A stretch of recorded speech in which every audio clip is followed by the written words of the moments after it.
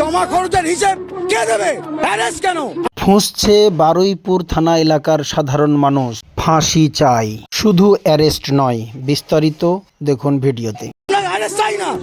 জেলে যাবে, একবেলা ভাত খাবে, একবেলা রুটি খাবে, ডিম খাবে সপ্তাহে একদিন, মাছ খাবে সপ্তাহে একদিন, মাংস খাবে সপ্তাহে একদিন, রাজকীয় ভাবে থাকবে।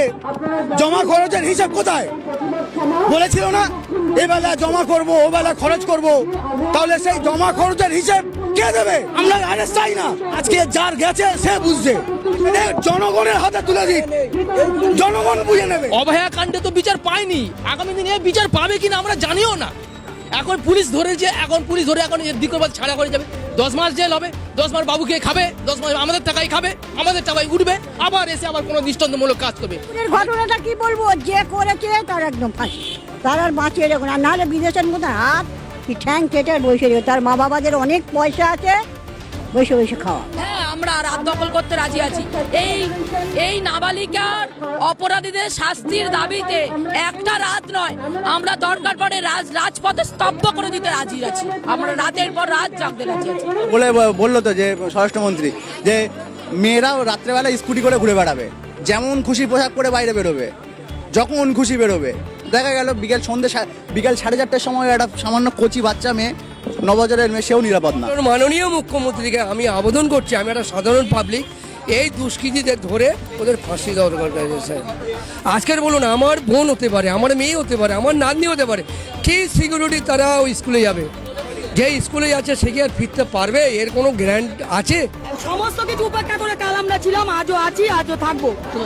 অপরাধীদের দৃষ্টান্তমূলক শাস্তির দাবিতে, মানে যথাযথ একদম সর্বোচ্চ শাস্তি যেন অপরাধীরা পেতে পারে, তার দিকে তাকিয়েই আমরা এই বৃষ্টি মাথায় নিয়ে কালকে সারাদিন সকাল ভোর 6টা থেকে আমরা একদম রাত্রি পর্যন্ত ছিলাম, আজও আমরা থাকবো। খরচ করবে কোথায়? কোথায় সেই প্রতিশ্রুতি? কেন সেটা নাও? কেন সেটা কি নিজেদের লোক বলে? সেটা কি নিজেদের লোক বলে জমা খরচ এখন আর নেই? হ্যাঁ, নিজেদের লোক বলে জমা খরচ নেই, অ্যারেস্ট। জেলে যাবে, একবেলা ভাত খাবে, একবেলা রুটি খাবে, ডিম খাবে সপ্তাহে একদিন, মাছ খাবে সপ্তাহে একদিন, মাংস খাবে সপ্তাহে একদিন, রাজকীয় ভাবে থাকবে। জমা খরচের হিসাব কোথায়? বলেছিল না এবেলা জমা করব, ওবেলা খরচ করব, তাহলে সেই জমা খরচের হিসেব কে দেবে? অ্যারেস্ট কেন? আমরা অ্যারেস্ট চাই না।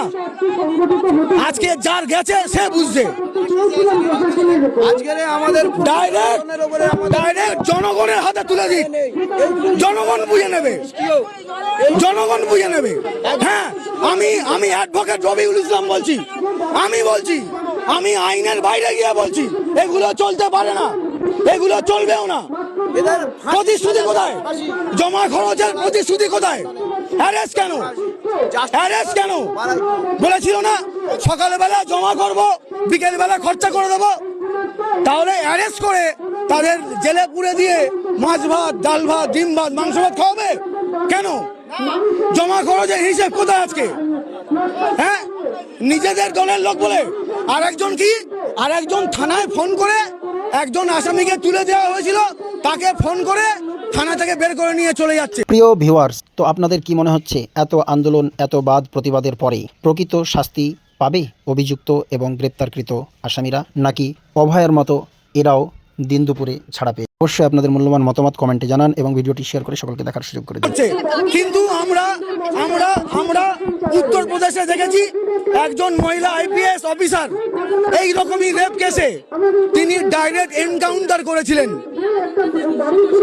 কি করা হয়েছিল? তাকে ট্রান্সফার করা হয়েছিল। তো ট্রান্সফার হবে, এনকাউন্টার পুলিশ করলে চাকরি যাবে না, তো ট্রান্সফার হবে, তো হবে। তাতে কি হয়েছে? আমরা পরিপ্রেক্ষিতে বিজেপি সরকার এসেছে, তার কাছে শুভেন্দু অধিকারীর কাছে আমরা বলবো, আপনি যে প্রতিশ্রুতিটা দিয়েছেন সকালে ধরবো, বিকেলে খরচা করে দেবো, সেই কথাটা যেন এখানে প্রতিমূলকভাবে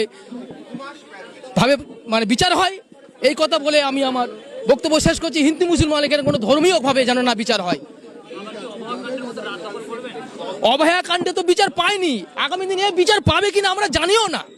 এখন পুলিশ ধরেছে, এখন পুলিশ ধরে এখন এদিক করে ছাড়া করে যাবে। 10 মাস জেল হবে, 10 মাস বাবুকে খাবে, 10 মাস আমাদের টাকায় খাবে, আমাদের টাকায় উঠবে, আবার এসে আবার কোনো দৃষ্টান্তমূলক কাজ করবে। আমাদের অনুরোধ সরকারের কাছে যে আগামী দিন যাতে হিন্দু মুসলমান বলে কোনো কথা নয়, কোনো মেয়ে যাতে ধর্ষিতা না হয়, ধর্ষিতা করার আগে আগামী দিন যেন এমন দৃষ্টান্তমূলক শাস্তি হয় যে আগামী দিন করার আগে দুপুরের যে একটা ছোট্ট শিশুকে ধর্ষণ করে খুন করা হয়েছে, তার সেই খুনের প্রতিবাদে দোষীদেরকে দৃষ্টান্তমূলক যাতে শাস্তি দিতে পারে, 4জনকে ধরে 2জনকে ছেড়ে দিয়েছে এই প্রশাসন। আমরা পুলিশের কাছে নির্দিষ্টভাবে জানতে চাই যে কাদের অঙ্গুলি হেলনে এদেরকে ছেড়ে দেওয়া হলো এবং অপরাধীদের যাতে দৃষ্টান্তমূলক শাস্তি দেওয়া হয় তার জন্য। চাইছেন মূলত কি চাইছেন? মানে যদি ফাঁসি বা কোনো শাস্তি না দেওয়া হয়, তাকে কেন অভয়ার কাণ্ডে দেওয়া যায়নি, এই কাণ্ডটাও কি চাপা দেওয়া হবে? না, আমরা সারা ভারত গণতান্ত্রিক মহিলা সমিতি রাস্তায় আছি, এর শেষ পর্যন্ত লড়াই করব। আপনারা জানেন যে এর আগে আরজি করের যে নৃশংস ঘটনা ঘটেছিল, সেই ঘটনাকে পুলিশ প্রশাসন কেবল একটা আত্মহত্যা বলে চালিয়ে দেওয়ার চেষ্টা করেছিল, কিন্তু এই বামপন্থী সংগঠনের ছাত্র যুব মহিলারা রাস্তায় গিয়ে দাঁড়িয়ে যেভাবে প্রতিবাদ করে লাশটাকে পোড়াতে দেওয়া হয়নি, যাকে আমরা সেটা বললাম যে বামপন্থীরা প্রথমে গিয়ে সেটা লড়াই আন্দোলনের মধ্য দিয়ে জানাতে পেরেছে সারা পৃথিবীর কাছে যে এটা খুন নয়, ধর্ষণ করে খুন হয়েছে। দখল হবে, আবার রাত দখল হবে, রাত দখল হবে। হ্যাঁ, আমরা রাত দখল করতে রাজি আছি। এই নাবালিকার অপরাধীদের শাস্তির দাবিতে একটা রাত নয়, আমরা দরকার পড়ে রাজপথে স্তব্ধ করে দিতে রাজি আছি। আমরা রাতের পর রাত জাগতে রাজি আছি।